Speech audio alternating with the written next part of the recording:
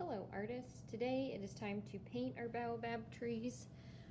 I have my watercolor supplies, water cup, all typical things, except I'm using a little mixing palette today because we will be mixing some of our watercolors. If you have something like this, you can use it, or a great resource is just the lid portion of your watercolor tray.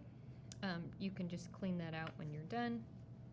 The reason we're mixing is because these trees, in most trees, bark is not the dark brown like we see here. And so we're going to practice some mixing to see if we can get a closer color. So I am starting with brown. I think some black would be nice.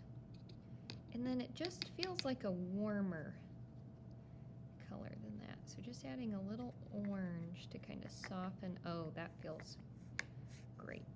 So the picture that I have on canvas, the tree does have, somewhat of a shadow side. The sun is shining very bright. It looks like a sunny day. And so I'm going to try to show that. Give out those branches. If you don't mix enough, that's okay. For my shadow, I like to be creative sometimes with the colors that I'm mixing. So I'm going to try adding some purple and blue. Added a little black. Oh, I think I added too much. I lost some of the colors that I wanted. Okay, I'm going to see how this looks. I like that, the look of the purple. I think in the shadow, it makes it feel a little bit more realistic than just using the black. Because a lot of these branches are being shadowed, I'm going to use that color as I go up the tree.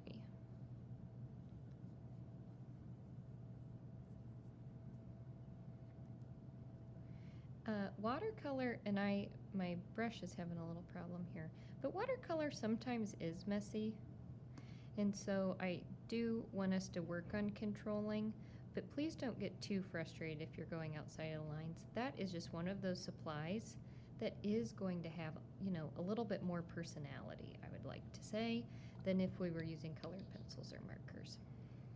So really like how my shadow looks, but I need to go back in with more of that brownish color I made early on. So I'm starting with the brown, some black, and then as I did before, some orange. And if I feel like it's too dark, I can just go to another area and add some more water.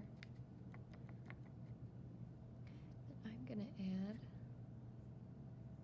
that in next to the purple. I like how it does feel like there's some highlights on the branches.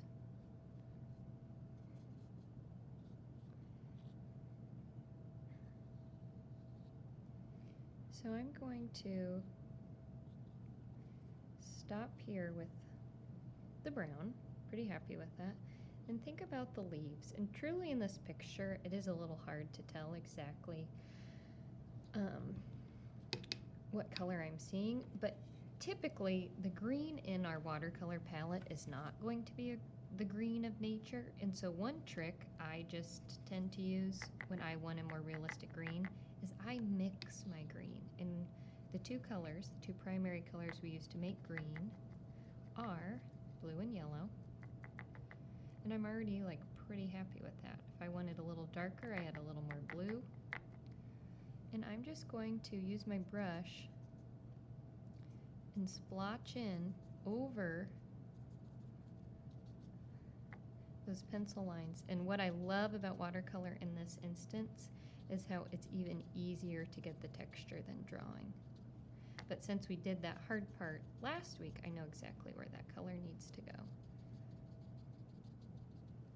I think this would also benefit from having some shading, so I might mix a slightly darker green that I could go back in, maybe even a little brown. And if, see here, I feel like I went a little too far. I can just go to another zone. Art, what I like about painting specifically is no need to erase. You just kind of keep going till you find what you need.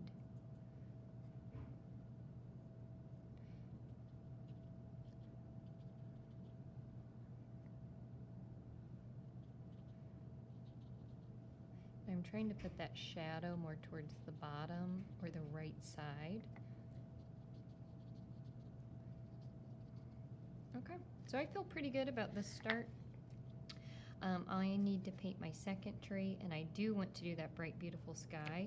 For this lower section, I'm going to go with, like in the picture, it's mostly brown, but I might mix my brown with some yellow. I think that will, again, feels just a little brighter and warmer, more like what I imagine Ghana to feel like in this picture. So when you finish today, take a picture of your painting and submit to this assignment.